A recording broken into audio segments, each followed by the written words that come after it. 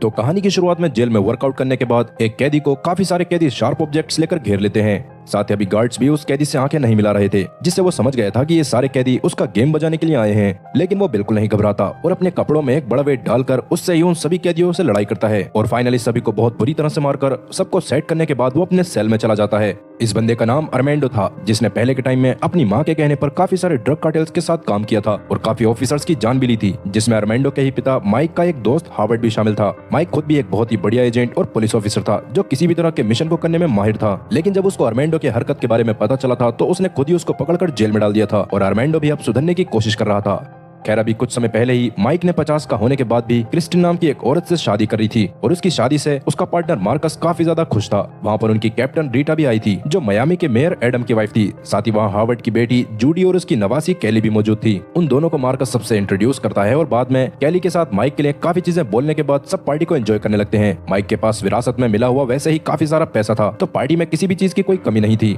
Marcus भी पूरी energy के साथ डांस कर रहा होता है, लेकिन तभी अचानक से उसकी चेस्ट में काफी ज्यादा दर्द होता है, जिससे वो जमीन पर गिर गया। ये देखकर माइक तुरंत उसके पास आकर उसको सीपीआर देता है और उसको हॉस्पिटल में लेकर जाता है। तब मार्कस को अपने सपने में हार्वर्ड दिखाई दिया था, जो एक डेजर्टेड बीच पर खड़ा होता है, जो मार्कस को हिम्मत ना हारने के लिए समझाता है, क्योंकि उसको ही माइक की काफी जगह पर मदद करनी है। तब मार्कस की आंखें सीधा हॉस्पिटल बेड पर खुलती हैं और अब वो नॉर्मल फील कर रहा था, इसलिए वो तुरंत ही हॉस्पिटल की रूफ पर जाता है और काफी ज्यादा खुश होने लगता है। दूसरी तरफ रात में मियामी के सबसे बड़ा ड्रग माफिया जेम्स अपने हेलीकॉप्टर से वॉकर नाम के एक आदमी के घर में पहुंच गया था, जो सभी ड्रग माफियाज के लिए मनी लॉन्ड्रिंग करने का काम करता था। जेम्स उसको मरे हुए हार्वर्ड का एक बिजनेस कार्ड देता है और उससे हार्वर्ड के बैंक अकाउंट में कुछ पैसे डालने को कहता है। तब जेम्स को उसकी हरकत समझ नहीं आ रही थी, साथ ही वो हार्वर्ड के अकाउंट में पैसे नहीं डालना चाहता था। ये सुनकर तुरंत ही जेम्स वॉकर की गर्लफ्रेंड को अपने पास बुलाता है और उसे धमकाते हुए वॉकर की बीवी को वीडियो कॉल करके वॉकर के उसको धोखा देने के बारे में बता देता है। साथ ही अभी वो वॉकर को जान से मारने भी वाला था, तब डरते हुए वॉकर ने $20 मिलियन हार्वर्ड के अकाउंट में डाल दिए थे। पर उसके बाद भी जेम्स ने वॉकर और उसकी गर्लफ्रेंड को जान से मार दिया था। असल में हार्वर्ड मरने से पहले जेम्स के ड्रग कार्टेल्स के बारे में पता कर रहा था, पर उससे पहले ही वो अर्मेंडो के हाथों मारा गया। इसलिए उसके मरने के बाद भी जेम्स उसको फंसाना चाहता था, ताकि उसने मर के जो सबूत इकट्ठा करके छुपाए थे उनके ऊपर कोई भी भरोसा न करे।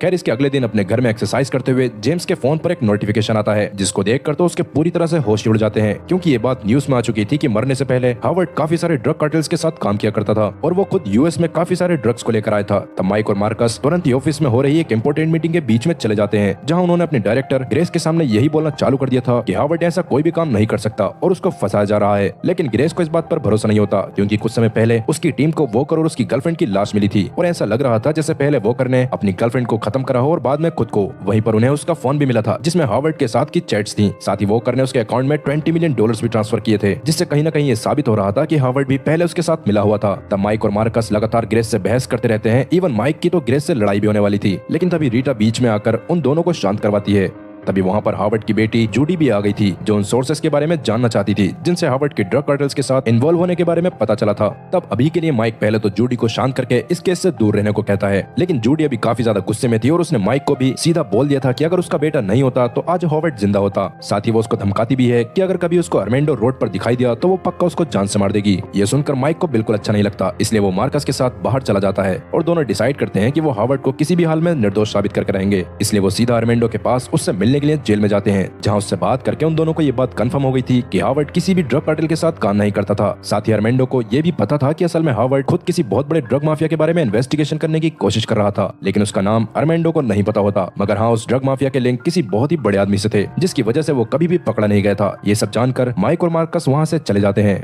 वहीं जेम्स अभी भी हार्वर्ड के फोन की तलाशी ले रहा था। जेम्स के हैकर बड़े आराम से उसके फोन को चेक करने लगते हैं, पर तभी अचानक से उसके फोन से कुछ मैसेजेस किसी के पास जाने लगे और जेम्स के हैकर भी उसको नहीं रोक पा रहे थे। वो असल में एक वीडियो थी जो हार्वर्ड ने मरने से पहले रिकॉर्ड करके अपने फोन में इस तरह से सेट की थी कि अगर कोई उसके फोन को हैक करे तो वो वीडियो अपने आप ही माइक और मार्कस के पास पहुंच जाए। आगे जब माइक और मार्कस उस वीडियो को देखते हैं तो उनके होश उड़ गए, क्योंकि उस वीडियो के हिसाब से हार्वर्ड को पता था कि वो जल्दी ही मरने वाला है, क्योंकि कोई अंदर का आदमी ही सारी इन्फॉर्मेशन को लीक कर रहा था। उसके बारे में हार्वर्ड को कुछ भी नहीं पता था, लेकिन आगे की इन्वेस्टिगेशन के लिए माइक और मार्कस को किसी कोलाजाइंट नाम के बंदे को ढूंढना पड़ेगा। ये जानकर माइक और मार्कस को कुछ भी समझ नहीं आ रहा होता कि कोलाजाइंट कौन है। वहीं अब तक जेम्स को भी पता चल गया होता है कि वो मैसेजेस माइक और मार्कस के पास पहुंच गए थे, इसलिए वो अपने आदमियों से उन दोनों को खत्म करने को कहता है। वहीं अब तक माइक और मार्कस को कॉलेज एजेंट के बारे में पता चल गया था, जो असल में फ्लेचर नाम का एक बहुत ही कमाल का हैकर था। उसके पास एक आर्ट गैलरी में जाकर माइक और मार्कस उससे हार्वर्ड के डाटा के बारे में पूछते हैं, लेकिन फ्लेचर उन लोगों को लोकेशन के बारे में बता पाता कि उससे पहले ही जेम्स अपने आदमियों के साथ वहां आकर फ्लेचर को शूट करके खत्म कर देता है। तभी जेम्स के आदमियों ने माइक और मार्कस के ऊपर भी ओपन फायर करना चालू कर दिया था और अब वो दोनों भी उनसे लड़ने लग गए थे, पर बूढ़े होने की वजह से वो पहले की तरह लड़ाई नहीं कर पा रहे होते।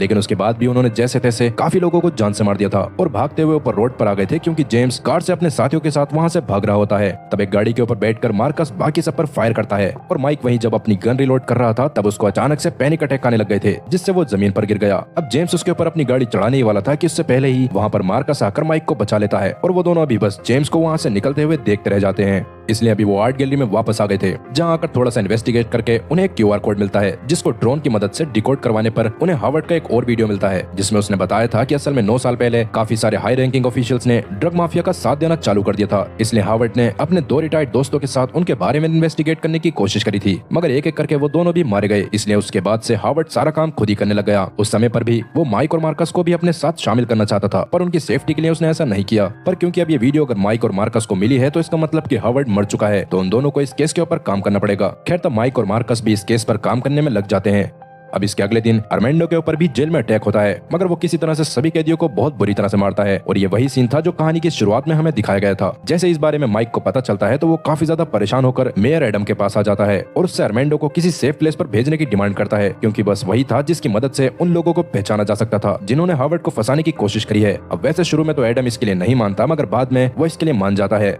अब इसके अगले ही दिन काफी सारे पुलिस एस्कॉर्ट्स के साथ अर्मेंडो को एक हेलीकॉप्टर से किसी सेफ प्लेस पर भेज दिया जाता है और तब माइक और मार्कस भी उन लोगों के साथ जा रहे थे। लेकिन हेलीकॉप्टर के टेक ऑफ करते ही माइक और मार्कस के हथियार और कम्युनिकेशन डिवाइस पुलिस वालों ने ले लिए थे। ये मार्कस को थोड़ा सा अजीब लगता है, पर अभी वो कुछ भी नहीं कहता। वहीं जेम्स और उसके काफी सारे साथी अभी उसी हेलीकॉप्टर के कॉकपिट में थे। मार्कस को भी उन लोगों के ऊपर शक होने लग गया था, इसलिए वो कॉकपिट के पास जाने लगता है, मगर उतने में ही जेम्स अंदर से निकलकर माइक की पिस्टल से सारे पुलिस ऑफिसर्स को जान से मार देता है। साथ ही उसने उस केज की रस्सी को भी काट दिया था जिसमें अर्मेंडो था। तब जल्दी से पहले तो माइक और मार्कस जेम्स के साथियों से लड़ते हैं और माइक उनमें से एक को हेलीकॉप्टर के बाहर फेंक देता है, लेकिन हेलीकॉप्टर का बैग खुल जाने से अब वो केज भी नीचे जाने लग गया था। तब माइक उस केज को पकड़ कर रखता है और उसी बीच जेम्स मार्कस को मारने की कोशिश करने लग गया था। तब मार्कस भी अपनी जान जैसे तैसे बचा लेता है, पर तब जेम्स ने हेलीकॉप्टर के कॉकपिट की विंडशील्ड में गोली मारकर छेद कर दिया था, जिससे हेलीकॉप्टर नीचे गिरने लगता है और तब जेम्स तो अपनी जान बचाने के लिए नीचे कूद जाता है और हवा में ही इंजन में आग लगाए हुए एक बम को ब्लास्ट कर देता है, जिससे अब हेलीकॉप्टर और तेजी से नीचे गिरने लग गया था। और फिलहाल माइक, मार्कस और अर्मेंडो को लग रहा था कि वो लोग भी मारे जाएंगे, लेकिन जैसे तैसे मार्कस जल्दी से मरे हुए पुलिस वालों के पास से उस केज की चाबी लेता है और अब जैसे ही हेलीकॉप्टर जमीन से टकराने वाला होता है तभी सही टाइम पर वो माइक के साथ अर्मेंडो को फ्री करवा कर पास की ही एक लेक में कूद जाता है, जिससे उन तीनों की जान जाते जाते बच गई थी।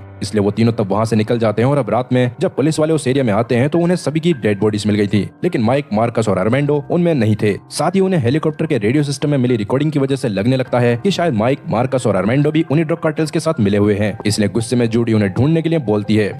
इसके बारे में तुरंत ही न्यूज के जरिए पूरे शहर को बता दिया गया था और क्योंकि सभी पुलिस वालों की जान माइक की गन से गई थी, इसलिए सबको इस बात पर भी भरोसा हो जाता है और पुलिस हर तरफ उन तीनों को ढूंढना चालू कर देती है। वहीं जेम्स को भी जैसे इस बारे में पता चलता है वैसे ही वो भी सीधा माइक और मार्कस को मारने वाले इंसान के लिए $5 मिलियन की बाउंटी अनाउंस कर देता है। इस बारे में माइक, मार्कस और अर्मेंडो को भी पता चल गया था, इसलिए वो मदद लेने के लिए एक बार के ओनर के पास जाते हैं, जिसने पहले भी एक बार उनकी मदद करी थी। वो उनको हथियार और गाड़ी देने के लिए मान गई थी, लेकिन जैसे ही उसके बार से सारे कस्टमर्स जाते हैं वैसे ही वो उन तीनों को गन पॉइंट पर ले लेती है, क्योंकि वो उन्हें मारकर $5 मिलियन कमाना चाहती थी, जो देखकर माइक, मार्कस और अर्मेंडो के तो होश उड़ जाते हैं। लेकिन तभी वहां पर एक दूसरी गैंग आ जाती है जिसने उन लोगों के ऊपर अटैक करना चालू कर दिया था, क्योंकि वो लोग उनकी जगह माइक, मार्कस और अर्मेंडो को जान से मारकर खुद उस बाउंटी को लेना चाहते थे। अब उन्हीं के बीच हो रही लड़ाई का फायदा उठाकर माइक, मार्कस और अर्मेंडो पास में खड़ी एक वैन के अंदर चले जाते हैं और बाहर वो दोनों ही गैंग्स आपस में लड़ना चालू कर देती हैं। उन लोगों में मैनी नाम का एक आदमी भी मौजूद था, जिसके साथ पहले माइक की काफी गंदी पसड़ हो रखी थी, इसलिए वो उनको मारने के लिए सीधा उस वैन के पास आ गया। पर तब उससे अपनी जान बचाने के लिए मार्कस वैन को चालू करके मैनी के ऊपर ही चढ़ा देता है। इवन अब किस्मत से अर्मेंडो और माइक के हाथ में भी गन्स लग गई थी,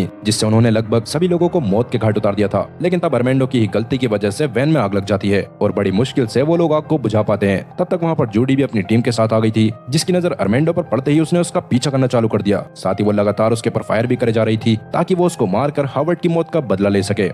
तब उसके फायर करने की वजह से उस वैन में वापस से आग लग जाती है। पर उसके ब्लास्ट होने से पहले ही माइक, मार्कस और अर्मेंडो तीनों ही वैन से निकलकर भाग गए थे और जूडी को उसकी टीम के साथ अभी भी उन गैंग वालों से लड़ाई करनी पड़ रही थी। खैर अभी के लिए माइक, मार्कस और अर्मेंडो भागते हुए ड्रोन के घर पर आ जाते हैं, जिसको उनकी बातों पर पूरा भरोसा था, इसलिए वो माइक की बात मानकर अब तक के ड्रग कार्टेल्स में मौजूद सभी लोगों का डाटा निकालता है और अर्मेंडो से उस बंदे को पहचानने को कहता है जिसने हार्वर्ड को मरवाया था। अर्मेंडो ने भी काफी देर लगाकर फाइनली जेम्स की शक्ल को पहचान लिया था, जिसके बारे में इन्फॉर्मेशन निकालने पर सभी की आंखें फटी की फटी रह गईं, क्योंकि असल में पहले जेम्स भी स्पेशल फोर्सेस में काम किया करता था और उसका काम भी ड्रग कार्टेल्स को बर्बाद करना था। शुरू में उसने अपने सारे मिशंस को बहुत ज्यादा अच्छे से करा था, मगर एक समय उसको उसकी टीम के साथ कुछ लोगों ने पकड़ लिया था, जहां उसको बहुत ज्यादा टॉर्चर किया गया और बाद में बस उसकी टीम वालों की लाशें मिली। सभी को तब से यही लगता था कि शायद जेम्स भी मारा गया होगा, पर अब सबको समझ आ रहा था कि जेम्स ने उस समय असल में उन्हीं ड्रग कार्टेल्स के ग्रुप को ज्वाइन कर लिया था और तब से वो वहीं पर काम कर रहा था। ये बात जानते ही माइक तुरंत ही इस बारे में कॉल करके रीटा को बताता है। रीटा भी ये सब जानकर काफी ज्यादा शौक हो जाती है, पर तभी उसको एडम माइक से बात करते हुए देख लेता है, लेकिन रीटा को भी माइक के निर्दोष होने पर भरोसा था, इसी वजह से एडम भी उसको कुछ नहीं कहता।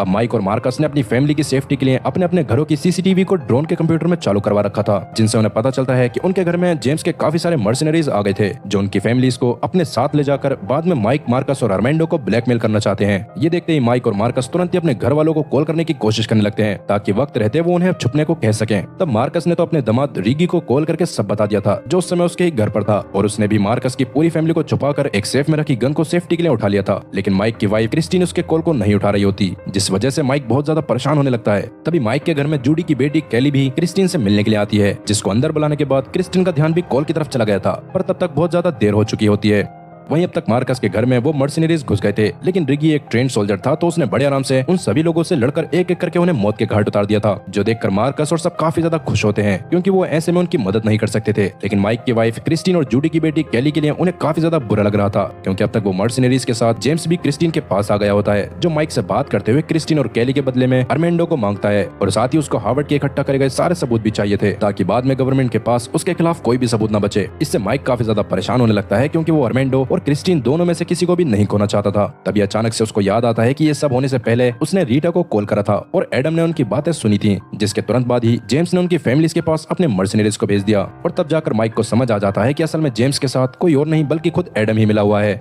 इस बारे में वो तुरंत ही कॉल करके रीटा को बताता है, पर उस समय रीटा के पास एडम भी मौजूद था, जिसने वैसे तो रीटा और माइक की कोई भी बात नहीं सुनी थी, मगर रीटा सब जानने के बाद जब बाहर जाने का बहाना बनाती है तो एडम भी उसके पीछे पीछे आने लगता है। उस समय वो छत पर किसी से बात कर रहा था, इसलिए रीटा लिफ्ट में जबरदस्ती उसका फोन छीन लेती है और उसको समझ आ जाता है कि एडम जेम्स को अपने पीछे ले जाकर माइक, मार्कस और अर्मेंडो को मरवाना चाहता था। पर क्योंकि अब एडम एक्सपोज हो चुका था, इसलिए वो बहुत बुरी तरह से रीटा पर अटैक करते हुए उसको मारने की कोशिश करने लगता है। लेकिन तब रीटा भी उसके ऊपर अटैक करती है और बाद में उसकी मदद करने के लिए जल्दी ही ड्रोन और कैली भी पहुंच जाते हैं, जिन्होंने अब एडम को पकड़ लिया था और वो उल्टा उसको अपने साथ माइक और मार्कस के पास ले गए थे। तब माइक और मार्कस एक प्लान बनाते हुए क्रिस्टीन और कैली को बचाने का डिसाइड करते हैं, जिसके लिए सबसे पहले माइक ड्रोन से एडम के फोन में वॉइस चेंज सिस्टम लगाने को कहता है, ताकि जब वो जेम्स से बात करे तो जेम्स को यही लगे कि वो एडम से बात कर रहा है। और अब बिल्कुल ऐसा ही होता है। माइक जेम्स को कॉल करके उससे एडम की आवाज में बात करते हुए जल्दी से क्रिस्टीन, कैली और उसकी टीम के साथ क्यूबा में जाने को कहता है, क्योंकि पुलिस को उसके बारे में पता चल गया था और वो जेम्स को ढूंढ रही थी। और जेम्स को भी इस कॉल पर बिल्कुल भी शक नहीं होता और वो अपनी टीम के साथ क्यूबा जाने की तैयारी करने लगता है। वहीं जेम्स, मार्कस और अर्मेंडो भी काफी सारे सेफ्टी गियर्स पहनकर और बहुत सारे हथियार लेकर क्रिस्टीन और कैली को बचाने के लिए तैयार हो गए थे। सब तैयारी हो जाने पर वो लोग एक सी प्लेन में एडम को बिठाते हैं और खुद भी जल्दी ही उस जगह पर पहुंच जाते हैं जहां पर अभी जेम्स और उसकी टीम मौजूद थी। वहां जाकर उन्होंने अपनी अपनी पोजीशंस ले ली थी। अर्मेंडोस हाउस के नीचे था। मार्कस पास में ही माइक के साथ ही स्नाइपर लेकर एडम के सामने जेम्स के आने का वेट कर रहा था, ताकि उसके आते ही वो उसको जान से मार सके। तब एडम को जबरदस्ती सी प्लेन से बाहर निकाला जाता है, जिसको देखकर जेम्स भी क्रिस्टिन और बाकी सबको लेकर बाहर आ जाता है। माइक तब उसको शूट करने वाला था, लेकिन क्रिस्टिन के बार बार सामने आने की वजह से उसको डर लग रहा होता है। वहीं अर्मेंडो के पास लेक में मौजूद एक बहुत ही खतरनाक एलिगेटर आने लग गया था, जिसने पहले भी आसपास के लोगों के ऊपर अटैक करा था, जिस वजह से अर्मेंडो से आवाज हो जाती है और जेम्स अपने एक आदमी को उधर चेक करने को भेजता है। तब अर्मेंडो को भी मजबूरन उस आदमी को शूट करके खुद ही लड़ाई को चालू करना पड़ गया था, जिससे वहां भगदड़ मच जाती है और माइक की टीम भी बाहर आकर जेम्स के ऊपर फायर करना चालू कर देती है। तब माइक और मार्कस भी बाहर आकर सब पर अटैक करना चालू कर चुके थे, लेकिन माइक को एक बार वापस से पैनिक अटैक आने लग गया था, जिससे उसको काफी ज्यादा दिक्कत होती है। लेकिन तब मार्कस उसको गालियां देते हुए चाटे मारकर जैसे तैसे होश में लेकर आता है और बाद में वो लोग जल्दी जल्दी जेम्स के गार्ड्स को मारना चालू कर देते हैं। उस समय ड्रोन भी अपने ड्रोन्स को उड़ाते हुए उनकी मदद कर रहा था और चारों तरफ बस तबाही का माहौल था। जेम्स तब क्रिस्टीन और कैली को लेकर अंदर चला जाता है और वहीं एडम के पास भी मौका आ गया था, इसलिए वो पास में पड़ी एक गन उठाकर वापस से सी प्लेन में बैठ जाता है और उसके पायलट को धमकाते हुए प्लेन को फ्लाई करने को कहता है। तब किस्मत से रीटा ने उसको देख लिया था और प्लेन के उड़ान भरते ही वो उस पर एक ग्रेनेड लॉन्चर से फायर कर देती है, जिससे वो प्लेन नीचे ही क्रैश करने लगता है। वहीं माइक भी अभी मार्कस और अर्मेंडो के साथ अंदर आकर जेम्स के आदमियों से लड़ाई करने लग गया था, पर तभी वहाँ पर वही प्लेन आकर क्रैश करता है, जिससे जेम्स को क्रिस्टीन को वहाँ से लेकर जाने का मौका मिल गया और तब उसका पीछा करते हुए मार्कस धोखे से नीचे मौजूद पानी में गिर जाता है, जिसमें से वो एलिगेटर उसके पास आने लग गया था। तब माइक ने भी उसकी मदद करने के लिए पानी में जाकर एक आयरन रोड से उस एलिगेटर पर अटैक करते हुए उसे वहाँ से भगा तो दिया था, लेकिन मार्कस का हाथ काफी ज्यादा घायल हो चुका था। वहीं अर्मेंडो भी अभी जैसे तैसे कैली को बचाने के लिए उसको बाहर लेकर जाने की कोशिश कर रहा था, मगर तभी वहाँ पर जेम्स के काफी लोग आकर उस पर अटैक करने लगते हैं, लेकिन अर्मेंडो एक एक का भूत बना देता है और फाइनली सबको खत्म करके कैली को बाहर ले जाता है। लेकिन इस समय वो खुद भी काफी ज्यादा घायल हो गया था और कैली उसको पास के एक पेड़ के पास ले आई थी। वहीं एडम अभी भी जिंदा था, जिसने अचानक से ड्रोन पर अटैक करके उसको घायल कर दिया, जो देखकर रीटा को काफी गुस्सा आता है और वो उसको पानी में एलिगेटर के पास फेंक देती है, जिसने अगले ही पल एडम को जान से मार दिया था। तब तक वहाँ पर जूडी भी अपनी टीम के साथ आ गई थी, जिसे वहाँ पर कैली का ब्रेसलेट मिलता है और खून के निशान का पीछा करते हुए वो कैली और अर्मेंडो के पास पहुंच जाती है। वहीं मार्कस और माइक जेम्स का पीछा करते हुए एक डेजर्टेड एरिया के पास पहुंच गए थे, जहां जेम्स ने मार्कस को भी गन पॉइंट पर ले लिया था, जो देखकर माइक को और ज्यादा गुस्सा आ गया, पर उसको समझ नहीं आ रहा था कि उसको क्या करना चाहिए। तब वो मार्कस के ही बुलेट प्रूफ वेस्ट पर शूट करता है और जैसे ही मार्कस थोड़ा सा नीचे होता है, वैसे ही माइक जेम्स को शूट करके खत्म कर देता है। वहीं जूडी अभी अर्मेंडो को जान से मारने के लिए उसको गन पॉइंट पर ले चुकी थी। तब कैली उसको बार बार समझाने की कोशिश करती है कि अर्मेंडो ने अपनी जान पर खेलकर उसकी जान बचाई है, जिस पर शुरू में तो जूडी उसकी बातों को बिल्कुल भी नहीं सुनती, पर तभी वहाँ पर माइक और मार्कस भी जूडी के पास आकर उसको समझाने की कोशिश करने लग गए थे। तब फाइनली जूडी उनकी बातों को मान जाती है और माइक से अर्मेंडो को वहाँ से लेकर जाने को कहती है। तब माइक भी अर्मेंडो को जेल में नहीं भेजना चाहता था और वैसे भी अर्मेंडो की सजा बस 4 साल की बची थी, इसलिए एक बोर्ड की मदद से माइक इमोशनल होते हुए अर्मेंडो को वहाँ से भगा देता है, जिसके थोड़ी देर बाद में वहाँ पर काफी सारे पुलिस वाले आकर मार्कस और बाकी घायल लोगों को रेस्क्यू कर लेते हैं और जेम्स के जिंदा बचे साथियों को जेल में डाल दिया जाता है। और फिल्म के आखिरी में माइक और मार्कस अपनी फैमिलीज के साथ एंजॉय कर रहे होते हैं, जहाँ पर रिगी भी होता है और इसी के साथ ये कहानी यहीं पर खत्म होती है। तो दोस्तों, ये कहानी आपको कैसी लगी हमें कमेंट करके जरूर बताएं। साथ ही वीडियो को लाइक करें और चैनल को सब्सक्राइब करना ना भूलें। मिलते हैं अगली वीडियो में, तब तक के लिए गुड बाय।